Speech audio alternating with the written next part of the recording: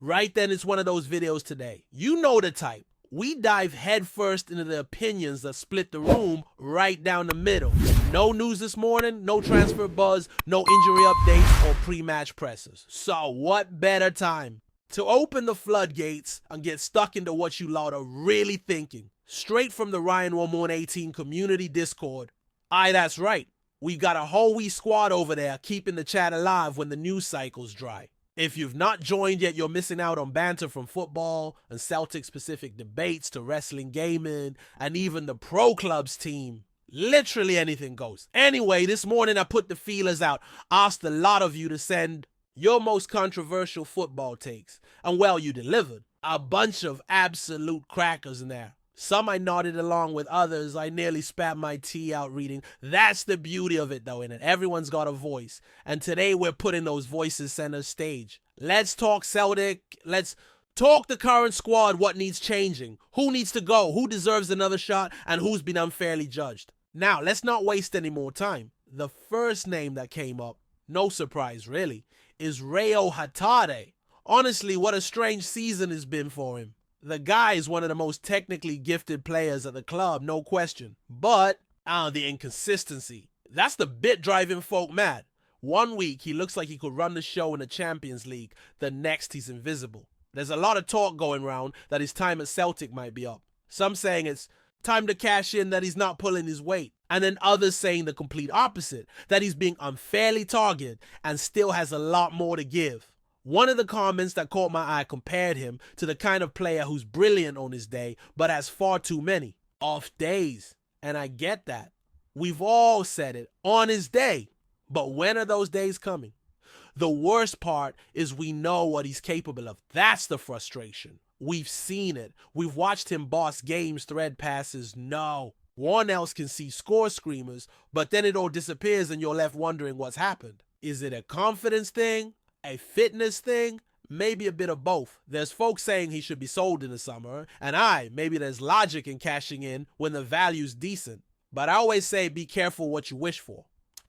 Replacing quality like that? Not easy. You don't just pop onto the transfer market and find another Reo Hatate. He's a unique talent. And there's every chance we end up regretting it if he leaves and lights it up elsewhere. That said, I do understand the calls for a fresher midfield, maybe a bit more energy, a bit more consistency. So I'm torn. If he can turn it on between now and the end of the season show, he's still got it then for me. You keep him.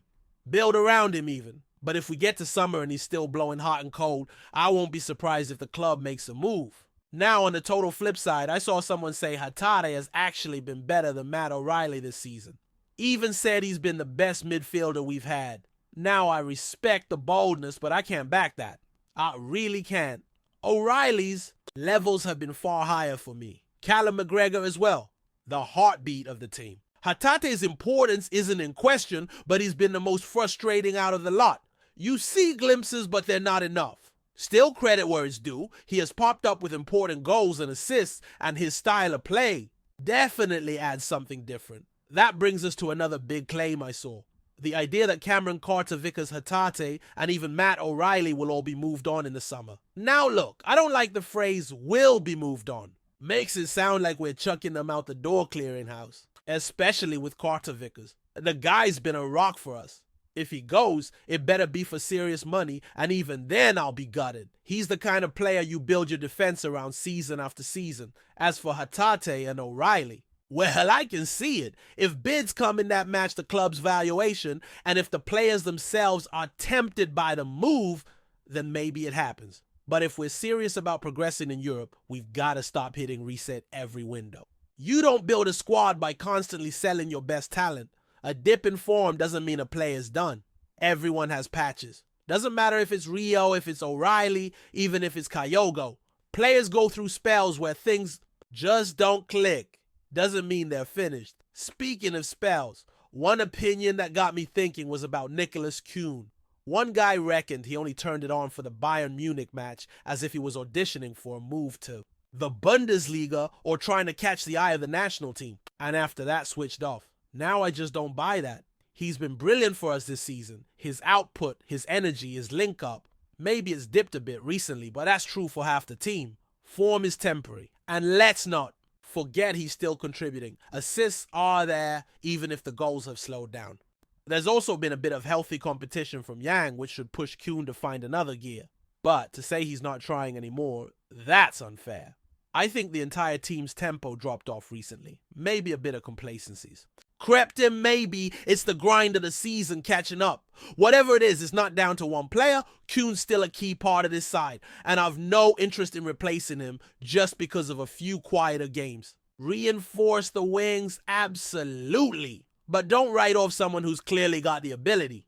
Right, let's shift focus to the center of the park again. Specifically, Gustav Lagerbielke. Someone in the Discord reckons he deserves another chance at Celtic after impressing on loan in the Dutch league. And to be fair, he did come to us with a decent reputation. Young, promising, highly rated in Sweden. It just never quite worked out initially. But if he's gone out shown what he can do and got folk like Ajax looking at him, surely we owe it to ourselves to have another look. Only thing is, and I'll be totally honest here, I've not been watching Eredivisie matches every week. I don't know how he's been playing beyond what I've read, so I can't sit here and say he's ready to step in next season. But I will say this, if we gave up on him too soon, that'd be a mistake. Still, Celtic should absolutely be looking at bringing in more center-back options in the summer. That position needs depth, and I don't think many fans would be happy going into next season relying on Lagerbielke as the main guy.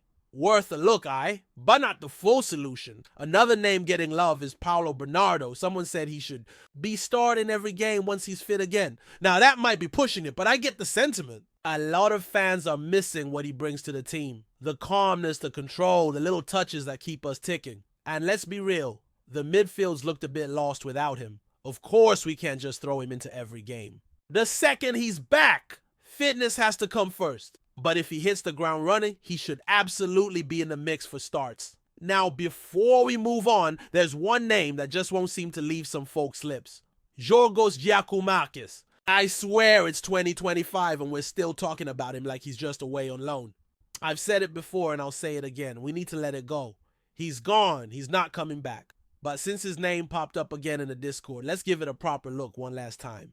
Lucas wants him back. Sean reckons he was a better player than Adamaida and cost less too. And you know what? I actually think there's a fair argument to be made there. Giakoumakis was brilliant for us, a proper number 9. Powerful, aggressive, knew where the net was. I was one of the few people at the time who said he should have started ahead of Kyogo in certain games. I was a big fan. His style, that physical presence, that ability to scrap for goals, it's something I rate highly, which is why I've also got a lot of time for Ida. But here's the thing, Giakoumakis chose to leave. He wanted to move, went to the MLS, and now he's off in Mexico. Fair play to him. He chased the next chapter in his career, but bringing him back, come on now. He's 30, just getting started in a new league, and Celtic are not in the habit of resigning strikers who've already moved on. It's wishful thinking at best. Yes, we need more options up top, no doubt about that. We've only got Ida as a recognized striker at the moment, and even his future isn't set in stone. But Giakoumakis isn't the answer anymore. Let's not live in the past. Celebrate what he did for us, sure. But it's time to move on. Sticking with current squad chat, Hoops came in with a take that I think more people agree with than not. That Callum McGregor retiring from international football was the right call. And honestly, I couldn't agree more. The man's given everything to club and country over the years. Stepping back from the Scotland squad probably adds a couple more seasons onto his Celtic career. And at his age, with the amount of minutes he's played year in, year out, it just makes sense. You've only got to look at someone like Kasper Schmeichel to understand how brutal the international calendar can be. Now, I've got massive respect for Schmeichel sticking with Denmark, and it's his choice, but there's no denying that it opens you up to more risk, more injuries, more fatigue. For McGregor, especially as an outfield player in the engine room, it's a wise move. One bad tackle in a meaningless friendly, and it could set him back months. He's too important to this Celtic team. So yeah, I'm all for it. Not controversial in the slightest, if you ask me. And that brings us nicely to Cammy's point about how the fan base treats our academy players. His take that we expect every youngster to be the next Kieran Tierney or Callum McGregor, and we're too quick to write them off if they don't hit those heights immediately. I think he's spot on to a point. There's definitely a rush to judgment when it comes to our youth. Fans want instant results. They want the fairy tale, boyhood fan comes through the ranks and becomes a first team star. But the truth is not every kid in the academy is going to make that leap. And let's be honest, the level they're playing at right now, the 5th tier of Scottish football, is worlds away from what's required in the Premiership. Even the lads at the bottom of the table in the top flight would look like prime. Messi and Ronaldo, if they dropped into the lowland league, that's the gap. So when these academy players get their rare chances and don't look up to it, it's not just that the fans are being harsh. Sometimes they're just not quite ready, or maybe never will be. That's not to say we shouldn't be giving them more opportunities where we can. Of course we should. But we need to balance the dream with the reality. Not every player is a hidden gem waiting to explode. And that's okay. It's not just a Celtic issue either. It's a Scottish football problem. As a whole, we're not producing enough top-level talent right now, and you can see that reflected in the national team too.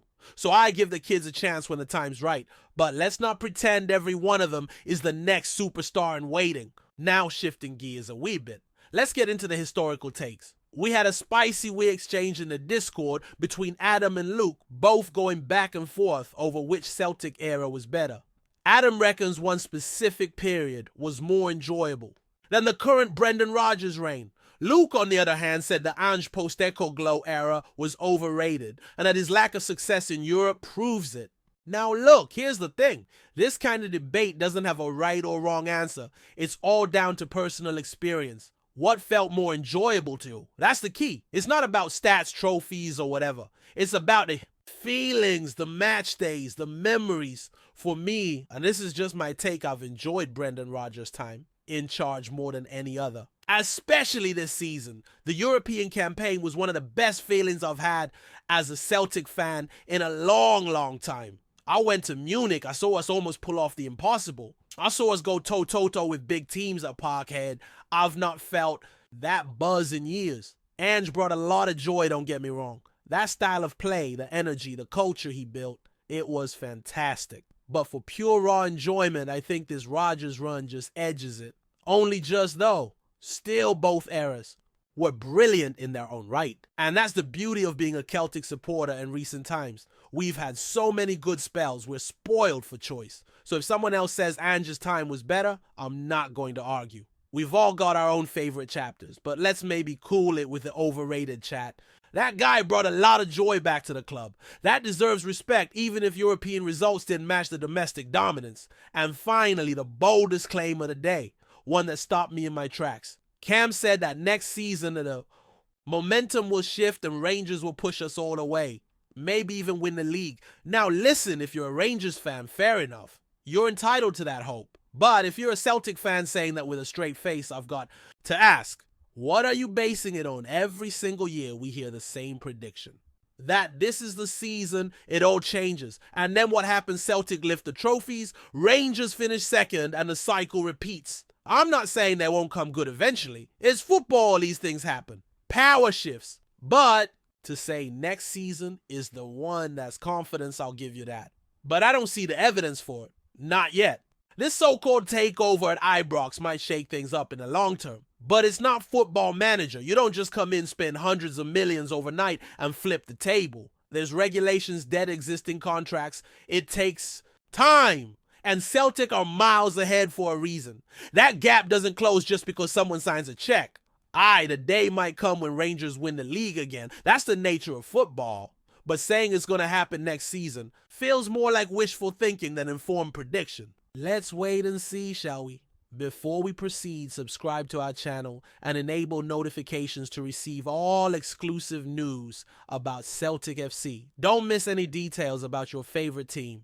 It's extremely important for Celtic FC fans. The buzz around Elie Youan's name has reached fever pitch in Scotland, and it seems like Celtic might be on the verge of securing the French forward services. Rumours have swirled after Youan's impressive season with Hibernian, where he has shown flashes of brilliance that have caught the eyes of top-tier clubs across Europe. While Hibernian fans are still savouring his performances, could Celtic be plotting a move to add him to their attacking arsenal for the upcoming season? Youan, who began his professional career at FC Nantes before stints with St. Gallen and Mechelen, has taken Scotland by storm since his arrival at Hibernian in June 2022.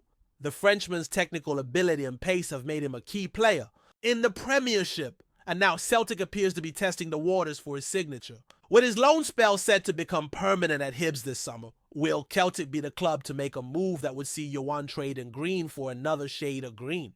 Reports indicate that Celtic is closely monitoring Youan's performances, with scouts and insiders suggesting that manager Ange Postecoglou might see the forward as the ideal fit to strengthen his attacking options. If Celtic moves swiftly, the 25-year-old could join the ranks at Parkhead, providing valuable depth in the final third, especially as the club gears up for domestic and European challenges. The potential for Youan to shine alongside the likes of Kyogo Furuhashi and Jota could be a tantalizing prospect. But what exactly makes Youan so intriguing for Celtic? His versatility in attack, ability to stretch defenses, and knack for finding space in tight situations could be exactly what the team needs to elevate their offensive threat.